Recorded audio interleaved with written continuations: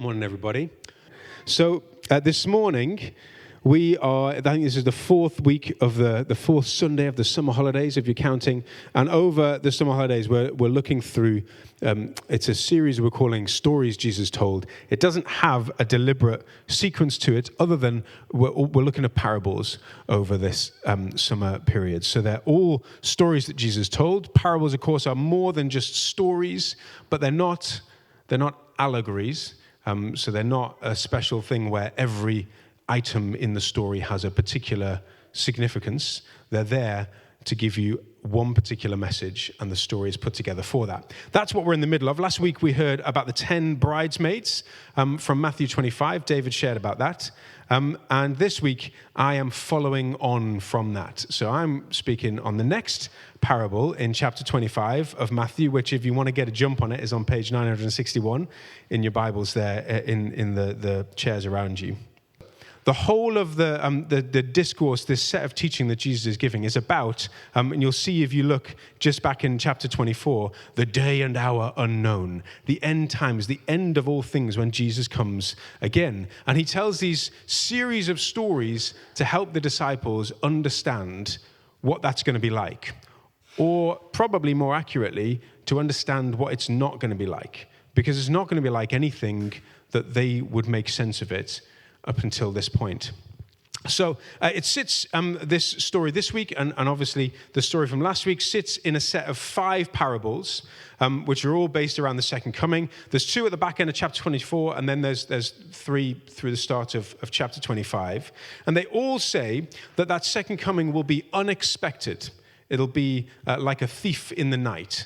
It'll be as though Jesus comes and you're not prepared for him, that he's going to break in.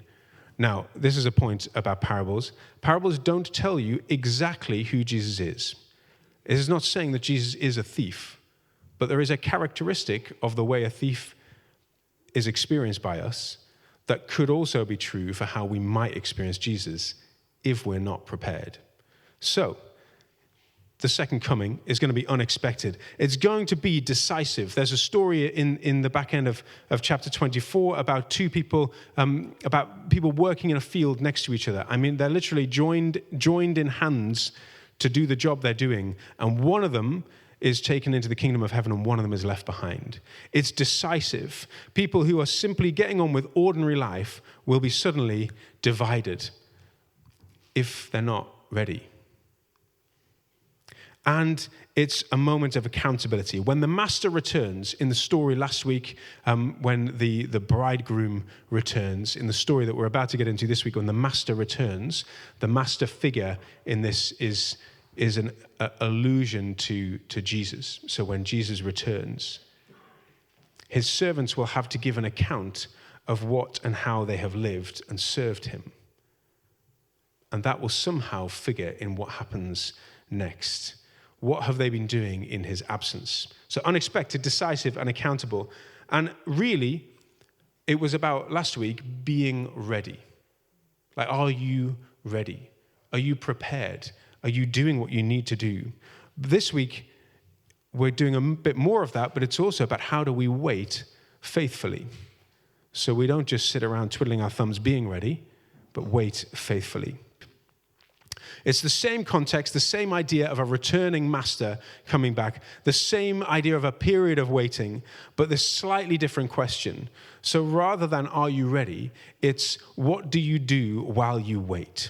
There's a guy, a theologian called Don Carson, and he has a really helpful summary of the movement that works through it. The virgins or the bridesmaids teach us to be ready because the bridegroom might be delayed. But the talents, which is what we're about to get into, they teach us to wait faithfully during the delay. They teach us a bit more about the what.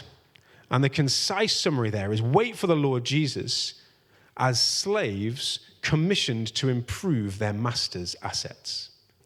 Should we read the passage? Okay, so it's on page 961. We are going to start at verse 14, which is down in the bottom right-hand corner of that page. And I am going to read an updated version, and instead of talking about talents, I'll explain why, it talks about bags of gold. Hint, that's what talents actually means, but we'll get into why I'm particularly choosing to do that later. So, chapter 25, verse 14, Jesus says, "Again, it will be like a man going on a journey who called his servants and entrusted his wealth to them. To one he gave 5 bags of gold, to another 2 bags, and to another 1 bag, each according to his ability. Then he went on his journey. The man who had received 5 bags of gold went at once and put his money to work and gained 5 more bags. So also, the one with 2 bags of gold gained 2 more. But the man who had received 1 bag went off, dug a hole in the ground, and hid his master's money. After a long time, the master of those servants returned and settled accounts with them. The man who had received 5 bags of gold brought the other 5. 'Master,' he said, 'you entrusted me with 5 bags of gold. See, I have gained 5 more.' His master replied, 'Well done, good and faithful servant. You have been faithful with a few things. I will put you in charge of many things. Come and share your master's happiness.' The man with 2 bags of gold also came. 'Master,' he said, 'you entrusted me with 2 bags of gold. See, I have gained 2 more.' His master replied, 'Well done, good and faithful servant. You have been faithful with a few things. I will put you in charge of many things. Come and share your master's happiness.' Then the man who had received 1 bag of gold came. 'Master,' he said, I knew that you are a hard man, harvesting where you have not sown and gathering where you have not scattered seed. So I was afraid, and I went out and hid your gold in the ground. See, here is what belongs to you.' And his master replied, 'You wicked, lazy servant. So you knew that I harvest where I have not sown, and I gathered where I have not scattered seed. Well then, you should have put my money on deposit with the bankers, so that when I returned, I would at least have received it back with interest. So take the bag of gold from him, give it to the one who has 10 bags. For whoever has will be given more, and they will have an abundance. Whoever does not have, even what they have will be taken from them. And throw that worthless servant outside into the darkness, where there'll be weeping and gnashing of teeth.' This is the word of the Lord. Thanks be to God." What a cheery end to finish on. It starts like a nice little jaunt, a little story, and then we finish with weeping and gnashing of teeth. But, as you might expect, there is something more going on here than just a good story. And it's maybe slightly more complex than we think. I think the first question that we ask ourselves, and that Jesus really is asking in this, is a little bit like what I asked you at the beginning of this talk. What have you got? What have you got? So in verse 14, Jesus says, he says again, it'll be like a man going on a journey. So again, we have this image of a master going away, but he will return. And he's promising his servants that he will return just de facto. Like he wouldn't go away and not come back. He's entrusting something to them because he is expecting to have it back again. But then we see later in verse 19 that it takes a long time. Now, the other thing to note is that he called his servants. It says his servants in this translation here. It says his servants, I'm pretty sure, in the ones that you've got there in the paper Bibles. But really the word here is the word for slaves. It's really confusing when we talk about slaves in the Bible because in the sort of slavery that we imagine in our heads, slaves have zero standing at all. To be a slave is to be completely without any rights or anything. And in lots of ways, slaves as described in this time and culture are a bit more like servants because they were provided for and they could actually hold some quite significant roles in society and particularly in their master's household. Being a slave wasn't automatically an awful way to live. But it is important that we know that this is talking about slaves, because servants kind of makes it sound like a voluntary or contractual obligation. But this is more than that. The original story here is about people who don't have a choice. They've been called to their master and given this gift, given this thing to work with, but they don't have a choice. They can't say, no, thank you. I don't want to take this on. It's too much for me. I'm a bit worried. They have to do as they are told. I mentioned Don Carson before, but he particularly points out that these aren't employees. They don't have independent ownership and have things of their own that they belong. Their master owns anything that they own. They have no rights of their own. They belong entirely to their master. That doesn't quite mean the same as they're given no respect, but it does mean that certain bits about their autonomy are taken away from them. Their lives are fundamentally at the disposal of the master.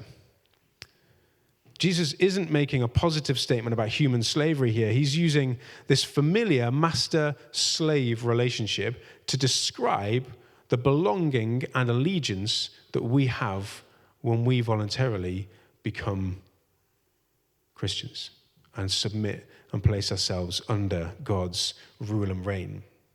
Jesus isn't simply someone that we add to our lives when we become a Christian.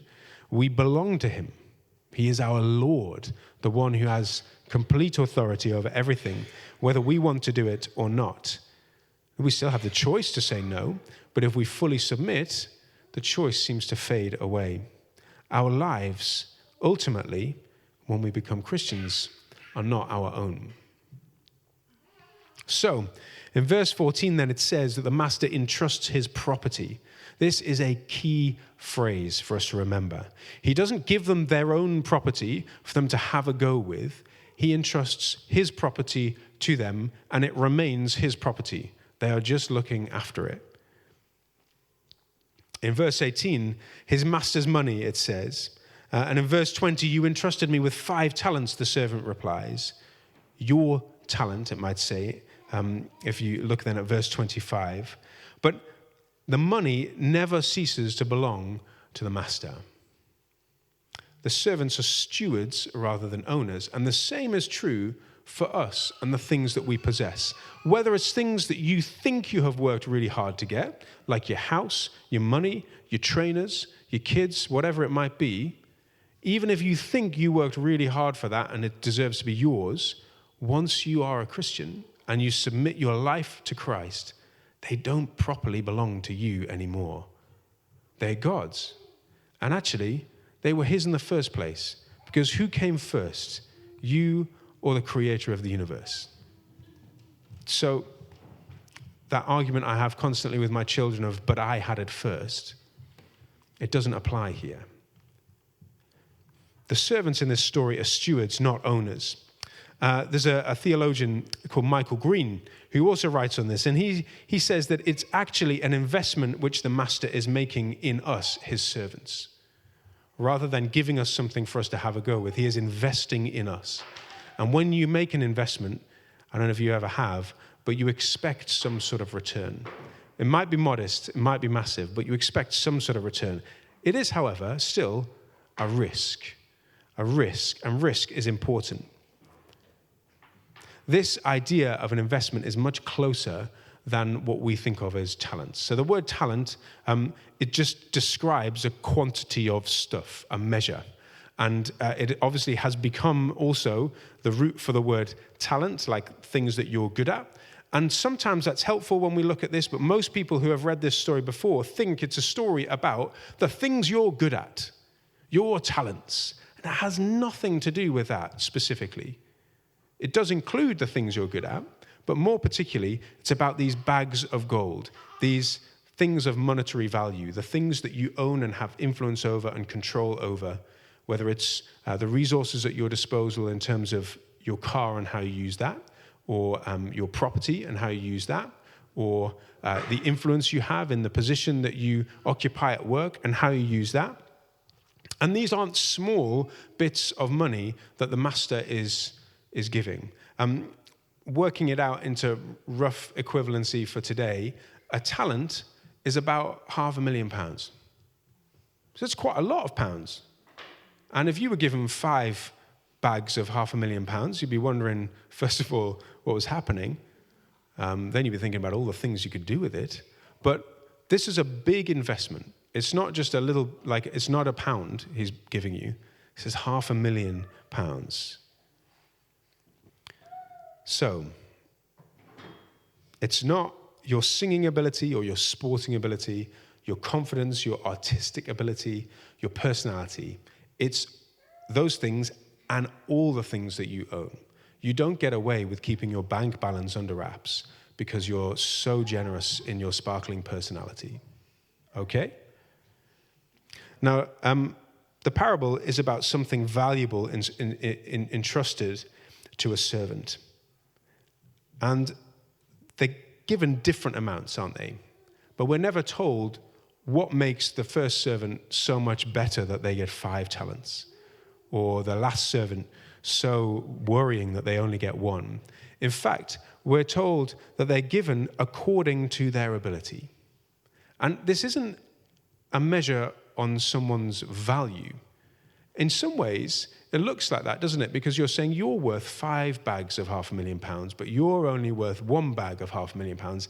I'd be quite happy to be worth 1 bag of £500,000, I think. But it's not about your worth, it's about your ability. It's about what is appropriate for you to do. I am not an appropriate person to put in the cockpit of an aeroplane. Sure, I can sit there while it's on the ground, but once we're flying, that's not a good decision. I don't have that ability, and you shouldn't give that responsibility to me. There are people I know who you should give that responsibility to, and probably within that spectrum of airline pilots, there'll be some people who you would sooner give a bigger, more complicated aircraft to than others. It's not about their value or worth, it's about their ability and what is the appropriate thing, the right thing to give that person.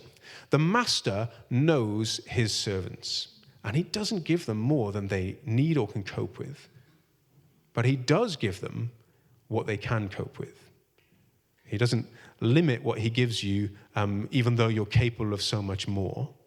He gives you exactly the right thing. Different amounts doesn't mean different values. He's not comparing these servants against each other.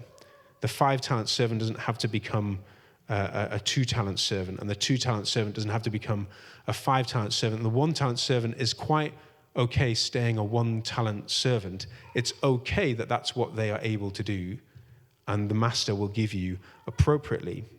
So what Jesus has entrusted to you is his, not yours, and he has given you just the right amount of it.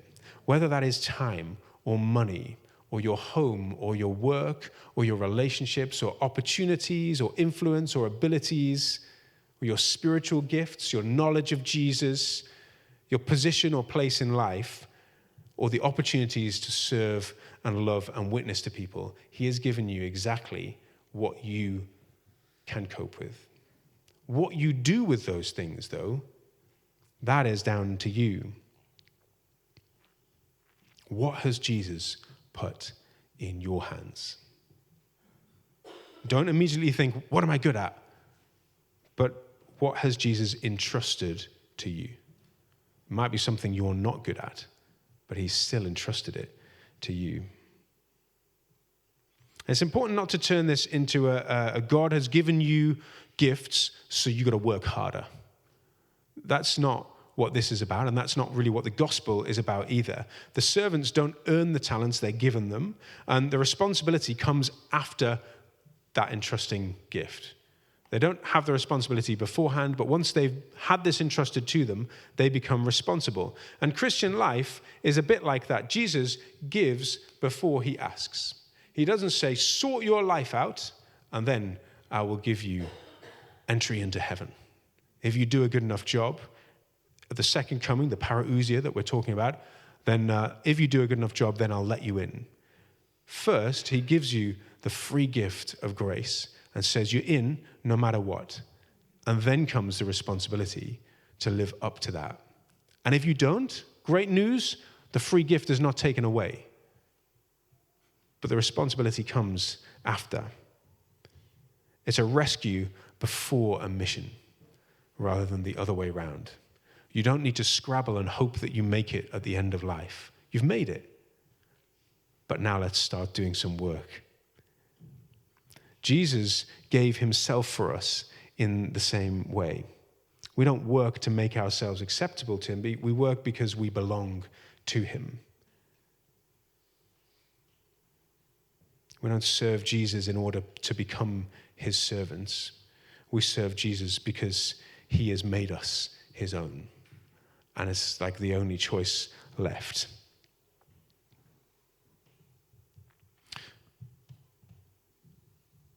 I don't know if you've ever invested in something and been disappointed with the return.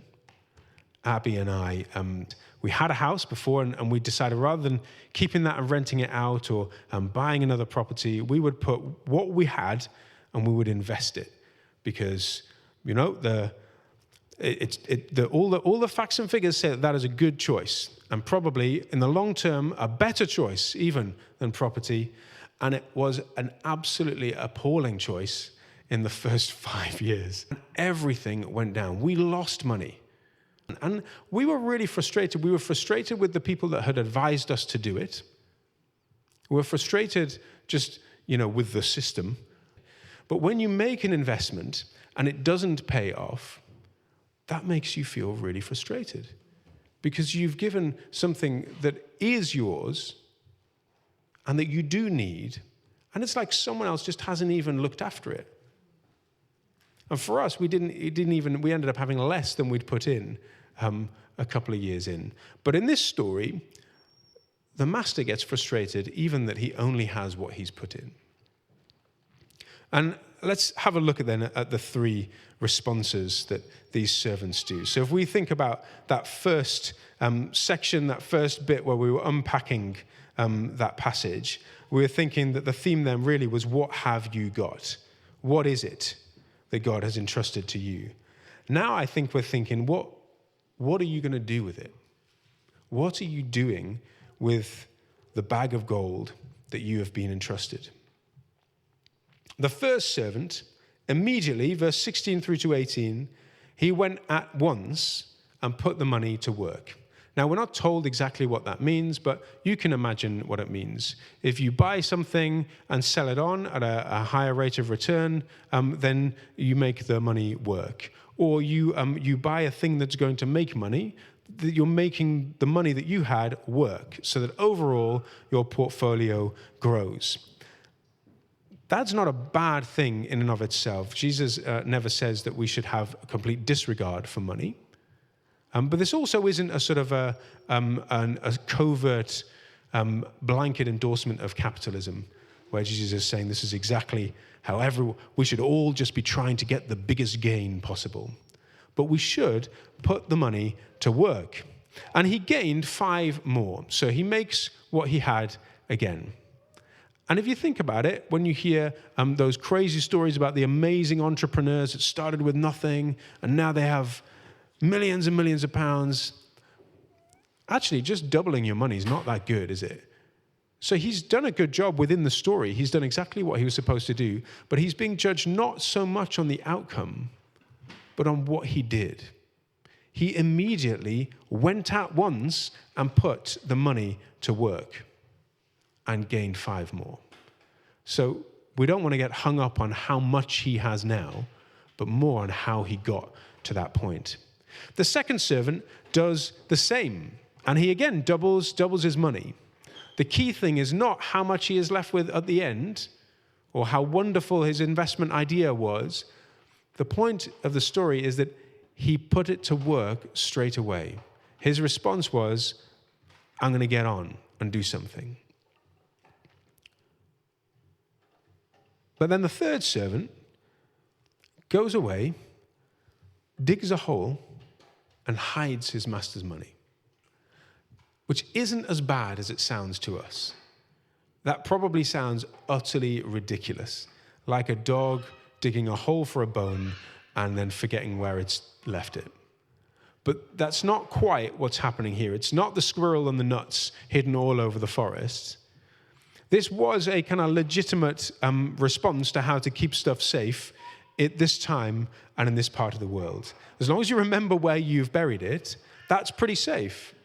Even now, if you think about bike locks or any kind of security, they're normally rated on how long it takes to break through that thing in order to get at whatever you've locked up. And if you bury stuff, it's pretty obvious that someone's coming to rob you before they get to the stuff that they're trying to rob.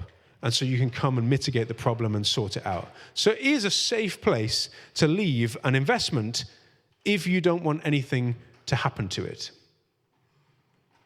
But that's not what God, or in this story, the master, is hoping for. The contrast here, the first two, they act immediately. They do take a risk. They invest it, they trade, and they produce something from it. But they put effort in, continuing effort, to make that grow. But the third does nothing. He hasn't stolen it. He's not wasted it. He hasn't lost it. He has kept it safe. And for lots of us, that might be our kind of immediate response to having something you need to look after is, well, I'm mostly just going to keep it safe. Just get it in a bank. I don't care what the interest rate is. Just get it in there and let's hope no one steals it. But that is exactly the problem. The master didn't entrust it to him simply to preserve it. He entrusted that bag of gold for him to use, to do something with, not to just keep and hold and hide away. And this was a bit of a comment to what the Pharisees, the religious leaders and teachers at the time, were doing. They held very tightly to the Torah, to the Old Testament, to the scriptures, and they held it to themselves. They didn't make it accessible outside themselves or to bring life to the world around them. They held it closely to themselves. They were very careful of it. They preserved it, but they didn't allow it to have the fruit that we know Scripture can have when it is shared outside. Then verse 19, after a long time, and that's an important link to remember back to the 10 bridesmaids last week. It was a long time, an unexpectedly long time. We are to think that they were hoping the master would return sooner. The master is really delayed. Jesus anticipates the question of what if Jesus doesn't return as quickly as he's expected to? What do we do then? But the delay is not a permission to become passive and to just sort of do some stuff. You know, when in a football match, a team gets one up and then they just sit back and do nothing. And then if they're England, they lose. But that's not actually a very good way of playing football. And it's not a good way of living your life. It's not the way that Jesus wants us to live. Just because you've done something doesn't mean you sit back and stop doing the things or become passive. The delay is a period rather than of passivity, of decisive faithfulness. We live in the after a long time bit of the story. And we need to continue to be faithful. Jesus has gone and he will return. We don't know when. But we have been commissioned to improve his assets. Waiting doesn't equal inactivity. Often that's what we think it means. When you're waiting at the traffic lights, for example, you're doing nothing. You're just waiting to go. But waiting in this sense isn't time to chill out or twiddle your thumbs. It's time to get busy and do some work to multiply and develop the assets that have been entrusted to us. Christian hope produces Christian faithfulness. We know that the wait is not going to be forever. We have a sure hope that he will return, and that enables us to be faithful. Waiting for Jesus is not just sitting around. That third servant says, I was afraid. I knew you were a hard man. His view of the master shapes his action. He was so worried because of his view of the master that he thought it would be safer to just bury it so at least he could give it back at the end than it would be to take a risk. and see if it might grow and develop. He thinks the master is harsh and expects too much and that failure will be punished. And so the safest option is to do nothing. And do you hear the irony there? That for him, the one that took no risk, the master was harsh. And the master did expect more than he'd done. And the master did punish him. And the master proved that the safest option wasn't to do nothing. And the foolish bridesmaids, if you think about it, they thought their task was too easy. They had a low view of the difficulty of their task. Surely we can just turn up. And we don't need to prepare for any delay. It'll all just go as we're expecting. And the same is true of the wicked servant. He thinks, though, his task is too hard rather than too easy. I can't possibly satisfy the master, so I'll just opt out. You can't opt out. This is a picture that Jesus is shaping of the way that we live. Which picture matches you at which time? Are you taking it too easy? Or are you too worried that God is going to be harsh? If Jesus is harsh, then maybe we're afraid. If he's impossible to please, then we just get stuck in a paralysis. If he's too distant, then we become kind of apathetic. And if he's just sort of irrelevant, then we trust our own direction and we do what we think is wise. But if Jesus is good and generous and trustworthy, if he is the one who's entrusted us with his property and who ultimately will welcome us into his joy, then we can risk faithfulness. People don't think of Christianity as a risky business because it feels very mainstream. And the truth is, for a lot of people, it's not risky. But it is supposed to be a risky business. The wicked servant's problem was his refusal to act. He had a responsibility, but he chose not to exercise it. Why did you refuse to do what I entrusted you to do? There is such a thing as faithful-looking unfaithfulness. I don't know if you've thought about that. We can avoid doing anything obviously wrong, but we also avoid doing anything requiring faith or taking any risk. We can keep, metaphorically hidden under the ground, what Jesus has entrusted to us without ever actually using it. It's not what we're called to do. It's not the stuff you've been given, but what you're doing with it that is important. There's this key bit where the master says, "Come and share my happiness."